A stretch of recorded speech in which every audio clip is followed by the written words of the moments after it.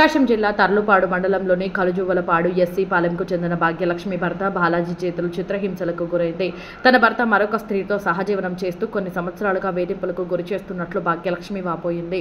12 సంవత్సరాల క్రితం బాలాజీతో వివాహం జరిగింది. వారికి 2 మగపిల్లలు 2 ఆడపిల్లలు సంతానం కలిగింది.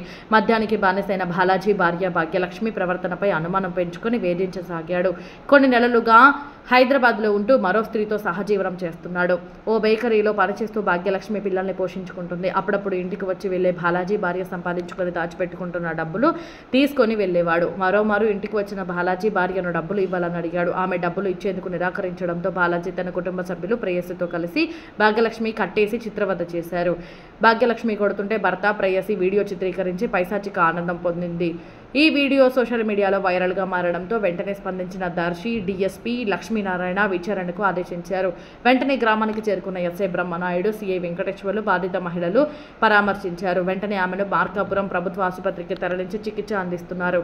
భాగ్యలక్ష్మిపై దాడి చేసిన భర్త, అందుకు సహకరించిన మరొకరిని అదుపులోకి తీసుకుని కేసు నమోదు చేస్తున్నట్లు సిఐ వెంకటేశ్వర్లు తెలిపారు.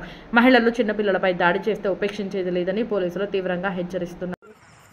ఇచ్చిమంటారు సార్, ఏడ్చివ్యాధి ఈ మొత్తం టెస్టులు చేయించిన టీవీ నిమ్మని బయట పెట్టుకుంది. ఈ తోలు ఒక్కటే కట్టుకున్నాను. వాడికి అమ్మాయి అడుగు బాలింత, అమ్మాయి పచ్చి బాలింత ఈ టీవీ నిమ్మని చెప్పేసారు. అక్కడ ఈ కొండ నేనే కాదు, మన్నోళ్ళైనా నేనైనా మా నాయనైనా మా అక్క చెల్లెలైనా ఎవరైనా అమ్మాయికి తేడా చేశారో అడుగు. ఎక్కించుకొని వచ్చిర్రు. ఇక్కడ వీళ్ళందరూ ఉన్నారు సార్. ఈ పిల్లోడు ఎప్పుడు రానోడు ఆ రోజు వచ్చి టీ తాగిందాడ. ఇప్పుడు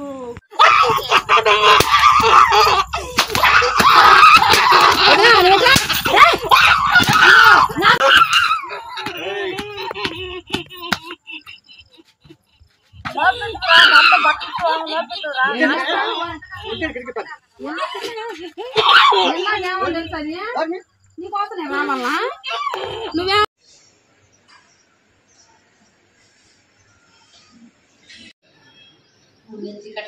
शाटा कर दे